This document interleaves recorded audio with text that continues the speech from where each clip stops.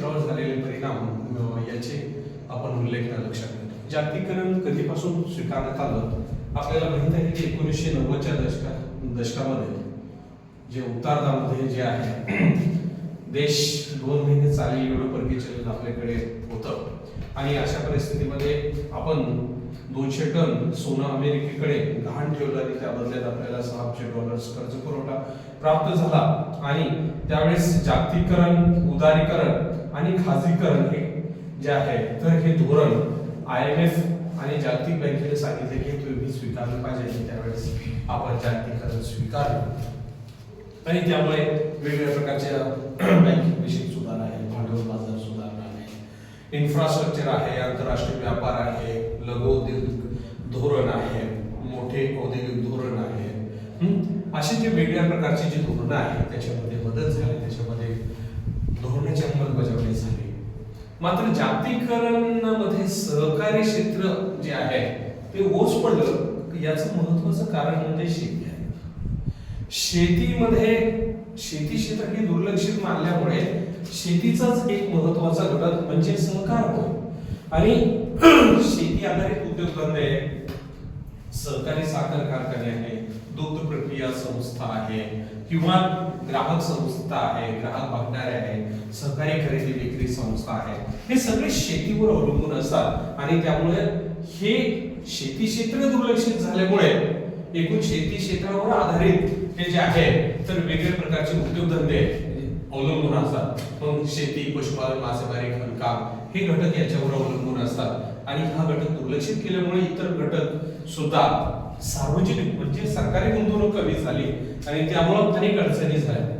यामध्ये कोणकोणते घटक म्हणजे कोणकोणते परिणाम झाले थोडंसं मुद्द्यावर चर्चा करूया. असं फापट पसरणार कारण की तुम्हाला 10 गुणांसाठी हा प्रश्न विचारला जाणार आहे. तर पार्श्वभूमी थोडीशी सांगितली. पहिला महत्त्वपूर्ण मुद्दा आहे गुणवत्तेतील असणारा स्पर्धा आहे. ज्या जागतिक पातळीवरील ज्या वस्तू उत्पादित होतात आपल्याला माहिती आहे की तिथले सरकार जे आहे 2 प्रकार चालवतात. एक ग्रीन बॉक्स आणि ब्लू बॉक्स आणि तिसरं अंबर बॉक्स आपण म्हणतो. मात्र यामध्ये ग्रीन बॉक्स आणि ब्लू बॉक्सच्या माध्यमातून हरित पेटी आणि निळ्या स्वरूपाची पेटी अशा 2 बॉक्सच्या माध्यमातून अनुदान सरकार देतं. प्रत्यक्ष अप्रत्यक्ष अनुदान देतं आणि त्यामुळे एकूण जे आहे तर वस्तूचे गुणवत्ता जे आहे गुणवत्तेच्या बाबतीत प्रश्न निर्माण होतो. सहकारी क्षेत्र हे जे आहे तर आपल्याला कमकुवत आपल्याला दिसेल कारण 1942 ला सांगितलेले आहे त्यावेळेस सरकार हे अपेक्षित झाले यशस्वी होणं गरजेचं आहे आणि गुणवत्तेच्या बाबतीमध्ये आपल्याला दिसून येतं की वस्तूची गुणवत्ता जागतिक पातळीवर जर पाहिलं तर इतर परदेशी कंपन्या आपल्या भारतातील असणाऱ्या कंपन्या त्यातल्या त्यात सहकारी क्षेत्रातील असणारे घटक जे आहे त्यांच्या गुणवत्तेमध्ये फरक असतो आणि त्यामुळं उच्च गुणवत्तेची वस्तू ग्राहक नेहमी पसंत करतात. भले महागडी असेल मात्र त्या वस्तूला पसंती दिली जाते आणि कमकुवत वस्तू या घटकाला मागणी कमी असते आणि त्यामुळं आपल्याला असं दिसेल एकूण मागणीतील भिन्नतेमुळे एकूण आपल्याला वस्तूचा पुरवठा यामध्ये वाढू शकत नाही. त्यामुळे परिणामी रोजगार निर्माण होत नाही. परिणामी यामुळे अर्थव्यवस्था जे आहे तर यामध्ये गर्तेमध्ये जाते. तर जागतिकीकरणाचा सहकारी क्षेत्र हा एक महत्त्वाचा परिणाम. दुसरा आहे उत्पादन खर्चातील असमानता. ज्यावेळेस वस्तू उत्पादित केली जाते मग ते सहकारी प्रक्रिया उद्योग धंदे असतील किंवा दुग्ध प्रक्रिया संस्था असेल अशा प्रत्येक घटकामध्ये आपल्याला उत्पादन खर्चातील असमानता दिसून येते. खाजगी क्षेत्र हे चांगल्या पद्धतीने काम करेल कारण की त्या ठिकाणी रूल्स रेग्युलेशन्स फॉलो केले जातात. प्रबंधकीय व्यक्ती किंवा उच्च शिक्षित असते, नियमांची अंमलबजावणी होते. मात्र सहकारी क्षेत्रामध्ये तसे बाब आपल्याला दिसून येत नाही. त्यामुळे उत्पादन खर्चातील असमानता हा एक घटक दिसून येतो की यामध्ये जे उत्पादन झालेले आहे ते उत्पादन खर्चामध्ये कोणकोणते घटक समाविष्ट आहे त्यातून किंमत ठरत असते. मात्र आपल्याला असं दिसेल की एकूण खाजगी ज्या वेगळ्या प्रकारच्या कंपन्या आहेत तर त्याला अनुसरून जे सहकारी कंपन्या आहेत तर हे फाईट करू शकत नाही. तर उत्पादन खर्चातील असमानतेमुळे एकूण जे आहे तर हा फरक निर्माण होतो आणि जागतिकीकरणाच्या प्रवाहामध्ये परदेशी स्वरूपाच्या कंपन्या भारतामध्ये आलेल्या आहेत आणि त्यामुळं कमी उत्पादन खर्चामध्ये वस्तू उत्पादित करणं त्यांना शक्य झालेलं आहे. वस्तूची गुणवत्ता जास्त, वस्तूची किंमत कमी, म्हणजे या स्पर्धेला आपल्या वस्तू स्पर्धा करू शकत नाही आणि त्यामुळं एकूण उत्पादन खर्चातील असमानतेचा एक फटका सहकारी क्षेत्राला बसलेला आपल्याला दिसेल. किमतीतील असणारा बदल आहे. वस्तूची गुणवत्ता पातळी अधिक आहे, वस्तूचा उत्पादन खर्च कमी आहे, त्यामुळे एकूण वस्तूची मागणी सुद्धा त्यातून जास्त आहे आणि या किमतीतील असमानतेमुळे ग्राहक हा बाजारपेठेतील काय असतो, राजा आहे आणि त्यामुळे आपल्याला असं दिसेल की ग्राहक जर नसतील तर निश्चितच आपल्याला एकूण जे आहे तर बदल यामध्ये सहकारी क्षेत्रामध्ये दिसून येतात. म्हणजे किमतीमध्ये मोठ्या प्रमाणामध्ये जर बदल असेल तर यामध्ये ग्राहक कमी आणि कमी किमतीच्या आणि गुणवत्तेच्या वस्तूलाच यामध्ये प्राधान्य देतो आणि अशा पद्धतीने किमतीतील बदल हा सुद्धा जागतिकीकरणाचा एक फटका म्हणून सहकारी क्षेत्राची उल्लेखना केली जाते.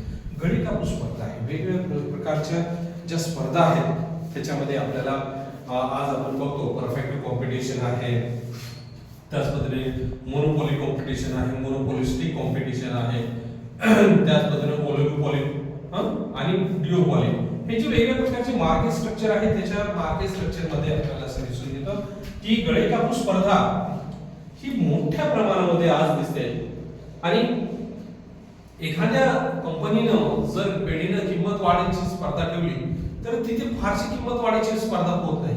मात्र किंमत घट केल्यानंतर इतर कंपन्या घटीची स्पर्धा होऊ शकते ही बाब आपल्याला या ठिकाणी दिसून येते आणि एकूणच यामध्ये गडी कापूस आपल्याला स्पर्धा दिसून येते. जागतिकीकरणाच्या प्रवाहामध्ये या स्पर्धेला आणखी महत्त्व आलेले आहे.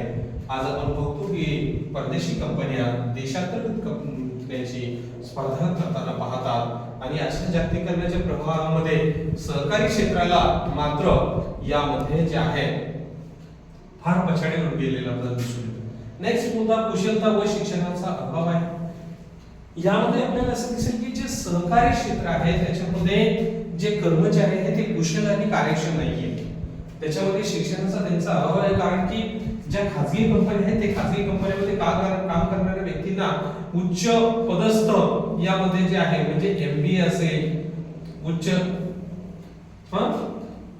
जे शिक्षण संस्था आहेत आयआयटी आयआयएम वगैरे आहेत अशामध्ये शिक्षण घेऊन आलेले व्यक्ती आहेत त्यांना एकूण शिक्षण जे आहे प्रबंधकीय व्यक्ती नेमलं जातं, त्यांना उच्च मूल्ययुक्त पगार दिले जातात, कंपनीला द्यायला परवडतं. सहकारी क्षेत्रामध्ये शक्य आहे का? नाही. आणि ते सहकारी क्षेत्रामध्ये कुशलता नसते, शिक्षणाचा अभाव असतो.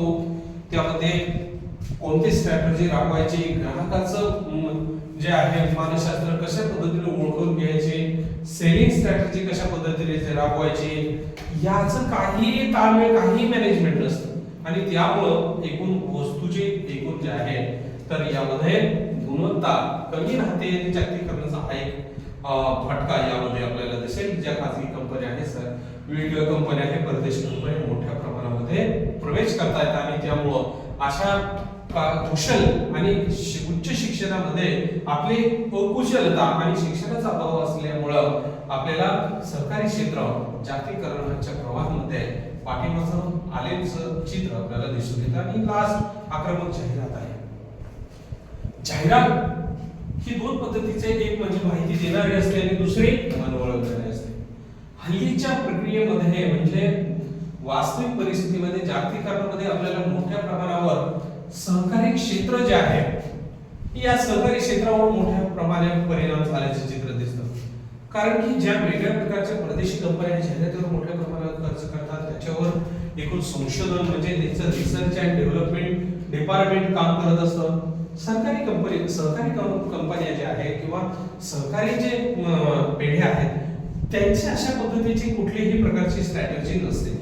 कारण एक तर